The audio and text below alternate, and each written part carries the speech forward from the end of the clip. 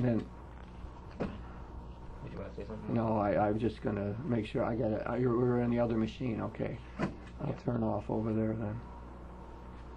Get the tape going. All right, okay. No. Well, Dick, I want to thank you very much for taking time out of a busy schedule to be with me on this program. I know you have other things to do besides talk philosophy and theology with me, since you're a practicing lawyer and have all kind of claims upon your time. Truly, there's nothing I'd prefer to do. Yeah, you love to talk. We've done that in the past. You love to talk about serious matters. That's one reason I've asked you to be with me. And really, the topic is not totally clear to me as we begin, but I want to talk a little bit about language and the philosopher Ludwig Wittgenstein, which is hardly a household name, but I want to try to find a way to make the thought about language real. And let me just try it this way. The philosopher Martin Heidegger said you could philosophize in only two languages, Greek and German. And what he suggested by that was that language sort of shapes how we think and how we see things. And I think a lot of us are just not aware of how much we are influenced by the language that we grow up in. I could just use one sort of example. Take the English language, and the word we have to describe a single woman over a certain age. We have the word spinster. Now, the word spinster is not a happy word in our language. I mean, it has negative connotations. Contrast that with the word bachelor, the swinging bachelor. He's got his own pad, and he can move around, and he's got a good job, and he can do whatever he wants. Language shapes our perception of reality. So maybe we can begin to, and I think the point is we often don't realize that. We forget how influential it is. Heidegger said that language is the medium of consciousness. I think that begins to describe how fundamental Heidegger perceived language to be to the human psyche. It's the water in which we swim. It's the grist with which we work. It's even more fundamental than that. It is the medium in which we work. And I think that many people, sort of aren't aware of that. That would seem sort of strange to us. I mean, we sort of think that we're human beings. We walk around and we interact, and then language is a nice thing that we've got here, and that enables us to communicate in some ways. But I guess what you're getting at is another quality of language. That language sort of sets the parameters for our thinking. It gives us the categories within which we think. In other words, language both expands us and limits us. The Eskimos, I think, have something like 40 words for snow. I mean, they need that because they have nuances that they have to describe living in a snowy situation all the time. We probably have one word or a few words that describe snow, and that's adequate for us. But we also don't have the same perception of the differences, the different types of snow that the Eskimos would have. The import of that can't be underestimated. We've talked about precisely that example of the Eskimo language before. The import of that is that they perceive reality, at least in that one respect, more fully, with more variance than we're capable of. Our language limits our ability to perceive that phenomenon. We call it phenomenon. They would, of course, see it as phenomena. It's subtly variable to them, that experience which is unitary to us. The principle of linguistics that we're beginning to talk about is that language precedes thought. It's not surprising that, as you pointed out, few appreciate the significance of language to their consciousness, because a focus on linguistics is a relatively recent development in philosophy. It's found its manifestation in a rather recent set of developments in psychology, mathematics, anthropology. There's a growing awareness that the very medium in which these disciplines are expressed shape their ability to communicate. Language precedes thought. Yeah. You could put it this way, Dick, that we are really born into a language because you're born into a locality, into a country that has a given language, and thus you come into it. It already exists. So as you learn that language, it begins to determine what you notice and what you don't notice. You can see this often when you translate or when you move to another language system. Now, people would know this. That is, take the Scriptures. Very often in the Scriptures, you get very harsh one-sided statements, like the Lord says, I don't want sacrifice, I want obedience. Now that is put in polarities. One of the reasons for that is that the Hebrew language was not rich in comparatives. It didn't work through comparatives like we might say, I want obedience even more than sacrifice. We wouldn't tend to say, now hate your father and your mother like Jesus said. You know, I mean, those one-sided statements that we get in the Scripture, we say, why are those like that? Well, they're like that because the language, the Aramaic that Jesus spoke, didn't have that kind of richness. It didn't have much use for comparatives that way. Therefore, therefore, they had to talk in polarities to get their point across. In fact, that begins to influence the whole culture. The whole Jewish culture, therefore, would have remembrances of that kind of polarized language and strong ways of expressing themselves.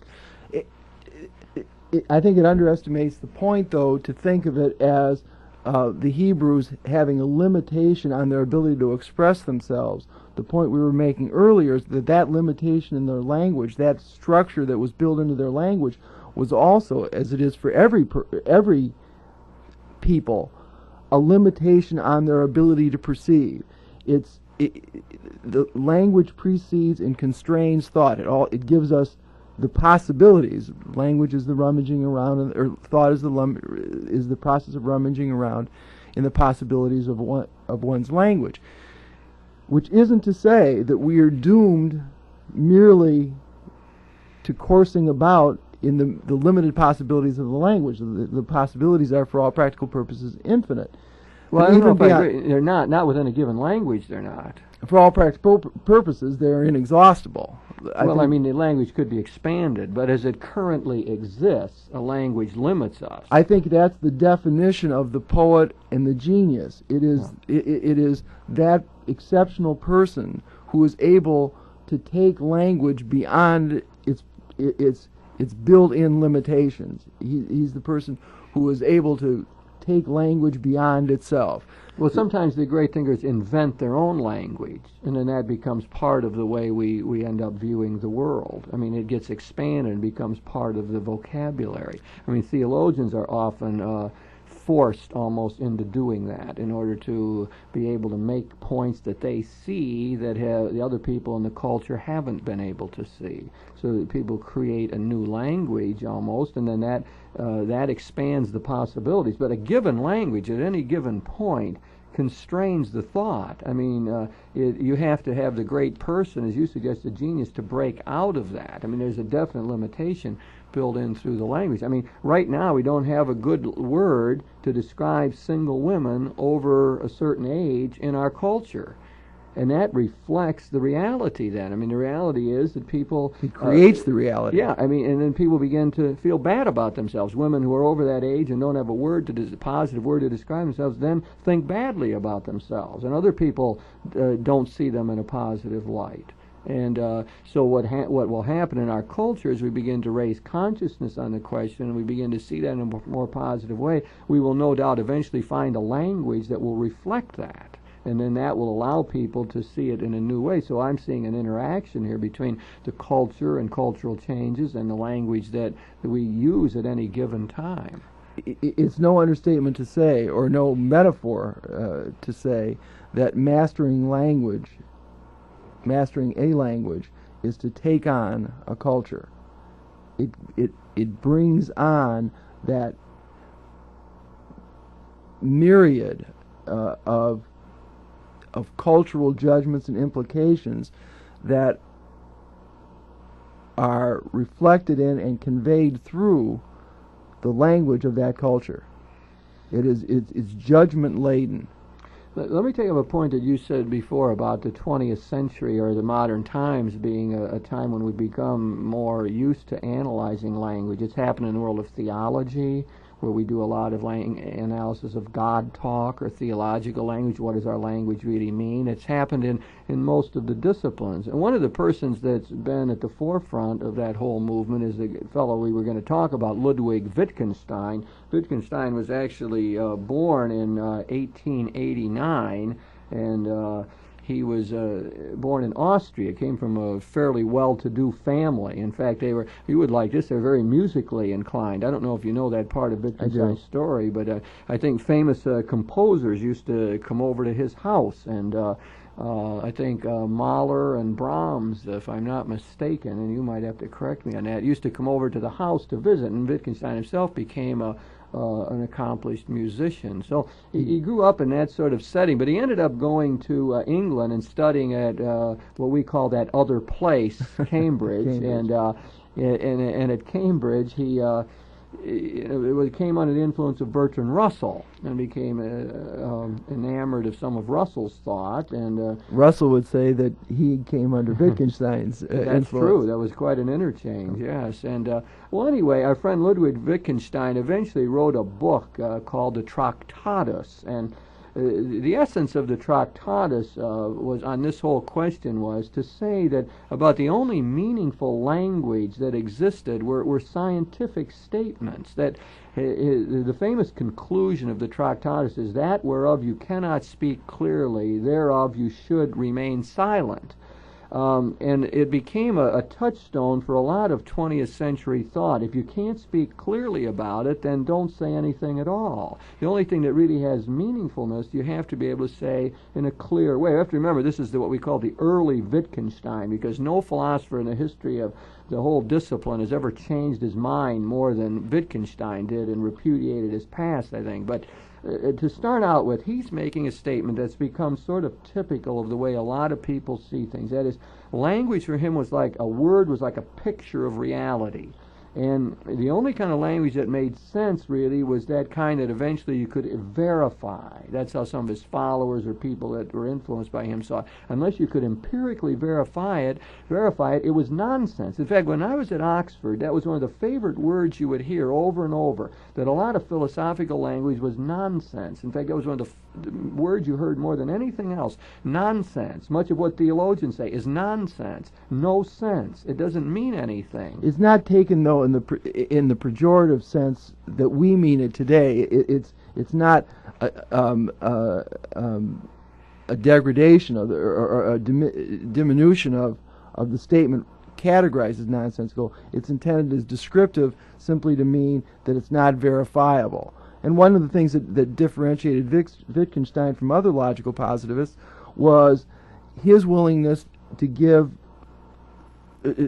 revere the possibility and the existence of nonsense statements, conceitedly nonsensical in that sense used by the logical positivists, but to Wittgenstein, not necessarily without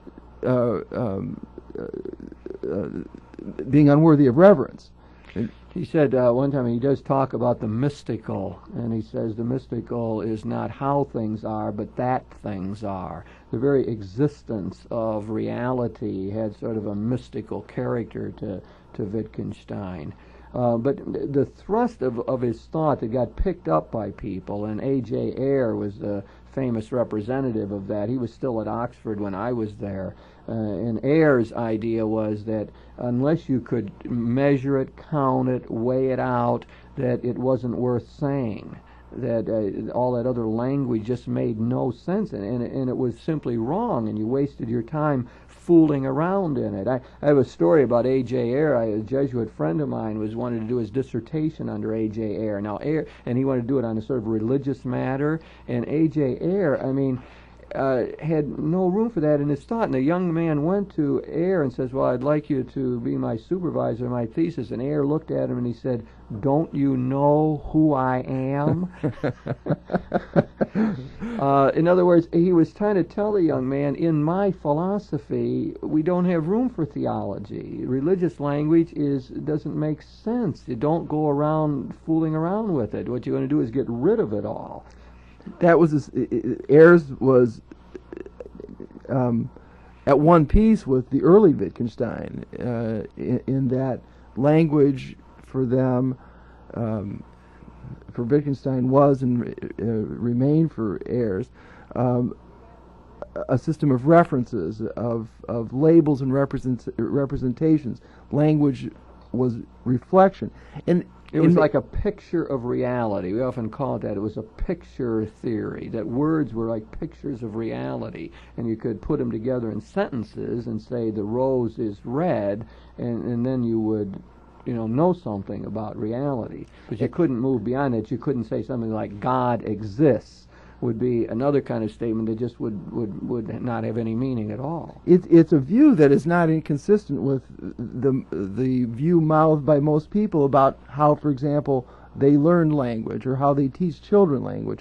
That they perceive language, when asked, as a process of labeling things in the world, and that discourse is the process of manipulating those abstractions that we call words to somehow reflect what we perceive to be objective reality in the world. Yeah, and I think what's important here, Dick, as you suggested before, is that Wittgenstein then went beyond this. In other words, he, after he wrote his Tractatus, and then he said, well, that he had solved all the problems in philosophy, there was no sense in doing anything anymore, so he went back and taught grade school for a while, and then for the remainder was a gardener for a while. And at a monastery. Yes, and you know something, that twice he tried to enter a monastery. He was baptized a Catholic. Yes. He had his father was Jewish, but a convert to Protestantism. His mother was a Catholic. He was baptized a Catholic, received the last rites in the church, and was buried as a Catholic. I didn't know that. Yes, and he had interest in the church throughout. In fact, twice he tried to enter a monastery and to become a monk, and he was turned down as being unsuitable for the monastery, which probably very true. shrewd vocation directors they had at that time kept him out of that. So, but Wittgenstein then, the story goes, famous story is, he was watching a soccer game,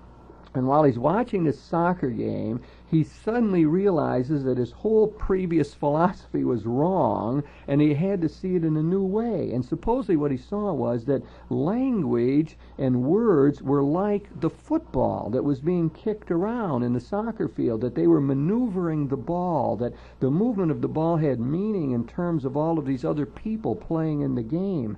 And what he ended up saying, therefore, his famous statement, and then he developed this in his philosophical investigations, his later thought, was to talk about language games.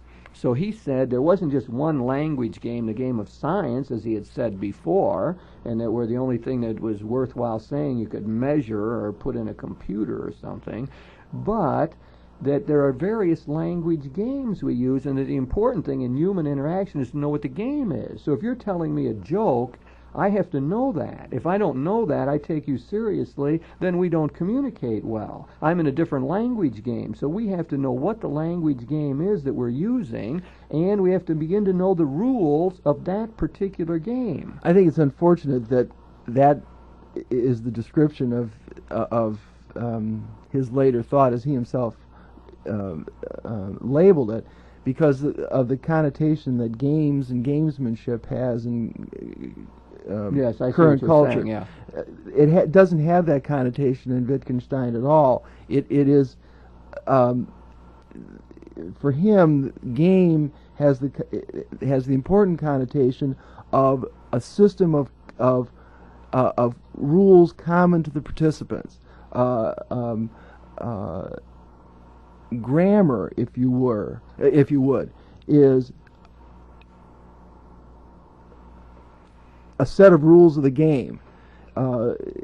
It's not a pejorative description that language is a game that we can avoid playing. Yeah, for example, I mean, he calls prayer a language game. It's one of the language games. And it's not a diminutive. I mean, no. it's not a... no, you make a very good point. It is not meant to say that somehow this language is inferior or doesn't measure up. It's a very serious kind of statement, but it's also just helpful in human discourse. I mean, we have to know how language is being used. So, I mean, sometimes language, for example, the use of story and myth. I mean, people were all upset at one time because people said that the story of Cain and Abel and the story of Noah and the flood are myths in the Bible. Now that upset some people. They said, "Oh my heavens, you're attacking the Bible." But from Wittgenstein's standpoint, it's not meant as an attack at all. It's meant to say, what is the way the story is being used here? And this story, as we say it today, the language game is one of religious discourse. It is telling us the deeper truths about life, about how we relate to the deity and how God deals with us and how we're supposed to respond to that. So that if far from being a put-down statement to say that Noah and the flood is a myth, it's a very positive statement because myth lights up reality. It's a beautiful language game that enables us to deal with the great questions of life, and especially in terms of how they make an impact on us and our behavior and make demands upon us. I think that essential to understanding language games is Wittgenstein used that concept, is a fundamentally different notion of what language is, as distinct from the original classical legal positivism, viewing language as a reflection of reality, labeling and the manipulation of labels, a view, by the way, that relegates most of theological discourse and unfortunately most of human discourse to nonsense. Right. For Wittgenstein in his later period, language had a very, very different meaning from that sort of passive reflective function to language as a process of signaling. It's language is essentially dialogue. Language is the manipulation of sounds and concepts used to trigger responses. And language is activity rather than reflection. Yes, and it's also put into a context. I think that's what is so helpful about that. In other words, there's a sort of discourse situation we find ourselves in. In other words, you and I can talk because, first of all, we speak this English language together, but also we have an interest in philosophy, and we have a history of communications, and we've had interesting dialogues in the past, so that I appreciate your fertile mind, and I can feel some of the directions you're going with, and I know you try hard to find the right word and so on. All of those things help me to communicate with you. It enables me to understand what's going on, and then hopefully I'm able to respond to that given set of circumstances. But that's what creates. It's like, a simple example, husband and wife, if they have a mode of trust going, they really trust each other, then they are freed up to say certain things they couldn't say otherwise. If the marriage is rocky and it's difficult and there's been infidelity and there's lack of trust, now the language is much different now. Now language is circumspect. It's careful. One wonders, can I say this or can't I say it? Will it be used against me or not? So the climate we create is absolutely crucial to our communication through language. Wittgenstein would underscore the Judeo-Christian condemnation of lying. I mean, for Wittgenstein, there is perhaps no greater evil. I overstated. He did call lying a language game also, and it's one of those that he saw. But I mean, you're right, it's a language game that one really has to be careful of, because it's going to eventually destroy communication, which is what his philosophy would be trying to help us to do. Let me just take one more sweep at trying to talk about the nature of language games, and thus the nature of language for Wittgenstein. He repudiated the notion that true philosophy is, in the logical positivist sense, the explication of meaning and grammatical niceties, precisely because he saw language in this contextual framework where meaning is dependent upon the game. Again, we're not talking about it as a not in a pejorative sense. Not in a pejorative sense, in any sense of the meaning, but it's in the context. The context is what he meant, I think, by the game. And language is the process of reciprocal triggering, of usage, not in the sense of dictionaries listing but how what it's intended in that context, in that game, to trigger. I don't think he uses this example, but when we were kids, you remember we used to cross our fingers and say kings. In that childhood world, that's a good example of what Wittgenstein was getting at in terms of this gamesmanship, because it, for children, changed their relationship. Saying kings meant my relationship to you is now suspended. We don't have to tell the truth. We don't have to act in the way we were up until that point. It is a very good example, and I think your point that language is meant to trigger in various ways, I mean, we could expand upon that. I mean, sometimes a statement that I make is meant to impress you. You know, that's why I say it. It's another times a statement that I make may be used to evoke something from you. It's very different, and I think we learn to pick up those clues. Well, Dick, we've been talking about language, and I think, you know, it's a difficult topic, and I suppose a lot of our statements are very abstract and so on, but I believe that Ludwig Wittgenstein, 20th century thinker, one of the most influential philosophers, really can help us, and his notion of language games, especially the positive sense that you brought out so well, could remind us to be alert to that. Let's know what's happening, and when we're communicating with one another, let's know what the rules of the game are, and especially let's try to establish a context of trust, so that we can understand each other, come to appreciate each other's position, and maybe move closer together so that we can then act more effectively together.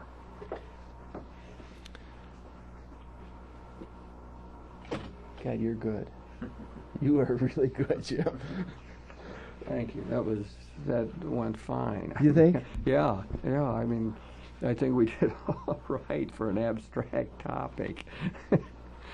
I mean, you got your points in. I tried to, I was trying to try to keep thinking of what the concrete business is here and how it all goes together and how it means something to somebody. When I lecture, I'm always criticized for abstraction and not concretizing. I mean, I sort of liked when I was able to talk about how you and I communicate. I mean, I thought that was perceptive. I mean, that was good for me to think.